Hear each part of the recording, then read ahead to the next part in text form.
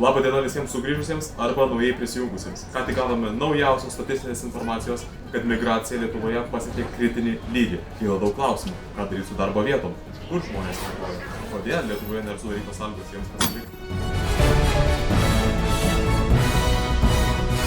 Migracija yra labai opi tema šių dienų visuomenėje, ypač Lietuvoje. Ji tikrai yra verta dėmesio, todėl patyrinėkime migracijas išsamiau. Pirmiausiai mums reikia suvokti, kas yra migracija. Migracija tai gyventojų kėlimasis iš vienos vietos į kitą tam tikram laikotarpiui dėl tam tikrų priežasčių. Tačiau yra daug kitų procesų, kurie yra susijęs su migracijomis. Vienas jų yra deportacija. Tai procesas, kai gyventojai per prievartą turi palikti savo gyvenamąją vietą. Lietuvos istorijoje deportacija yra dažniausiai keičiama kitų žodžių.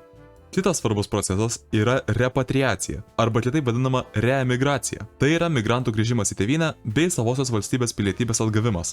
Migracija valstybėse yra matuojama naudojant migracijos indeksą, dar kitaip žinoma kaip migracijos saldo. Tai yra skirtumas tarp šalies imigrantų ir emigrantų. Jei migracijos indeksas yra teigiamas, vadinasi į valstybę atvyksta daugiau žmonių, nei ją palieka. Jei saldo neigiamas, tuomet yra atvirkščiai. Ypač svarbus veiksnys yra protų nutekėjimas. Tai procesas, kai aukštos kvalifikacijos specialistai palieka savo valstybę, taip joje sukeldami kvalifikuotų darbuotojų trūkumą. Kalbėdami apie migraciją, turime aptarti ir pabėgėlius. Pabėgėlis tai asmuo, kuris yra priverstas palikti savo valstybę dėl religinių, rasinių, tautinių, politinių priežasčių ir pagrįstai bijo į ją grįžti. Pabėgėliais yra laikomi žmonės, kurie migruoja tarp valstybinių mastų. Žmonės, kurie yra priversti trauktis valstybės viduje, yra laikomi perkeltais asmenimis. Jie gali trauktis dėl įvairių gamtinių nelaimių ar pilietinių konfliktų, tačiau prie jų migracijos gali prisidėti ir vyriausybės veiksmai. Pavyzdžiui, jei pro žmogaus gyvenamąją vietą yra suplanuota tiesti geležinkelį, jis yra iškeldinamas ir tampa perkeltu asmeniu. Savaime suprantama, kad migracija migracijai nelygi, todėl ji yra skirstoma į kelias rūšis. Visų pirma, pagal kryptį. Pagal šią klasifikaciją migracija yra arba vidinė, tai yra vykstanti valstybės viduje, arba išorinė, kitaip tarp valstybinė. Pagal priežastis yra skiriama savanoriška arba priverstinė migracija. Prie jos priskiriama ir deportacija. Netokie svarbus skirstimai yra pagal įstatymus, legali ir nelegali, bei pagal atstumą, tolima ir artima. Mums svarbiausia migracijos rūšis yra pagal trukmę. Šioje klasifikacijoje yra išskiriami 4 migracijos tipai. Nuolatinė migracija – tai yra gyventojų kėlimasis į kitą vietą visam laikui arba labai ilgam. Laikinoji migracija – tai yra laikinas gyventojų persikėlimas, dažniausiai dėl darbo ar mokslo su intencija grįžti atgal.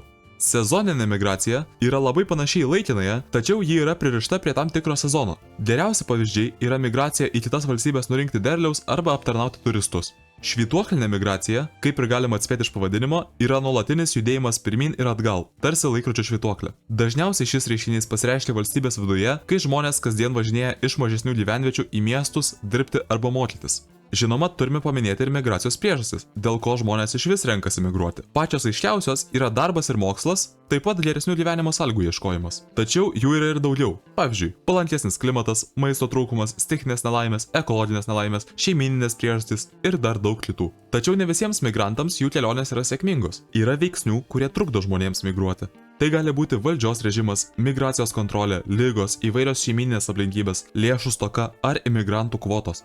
Natūralu, jog migracija palieka padarinių tiek valstybei, kurią paliko, tiek tai, į kurią atvyko. Emigracijos sukelti veiksniai yra mažėjantis nedarbas, gyventojų senėjimas, mažėjantis valstybės ekonominis lygis bei protų nutekėjimas. Imigracijos yra didėjanti konkurencija dėl darbo vietų, užimami darbai, kurių nenori dirbti vietiniai, bei vyksta kultūrų maišymasis.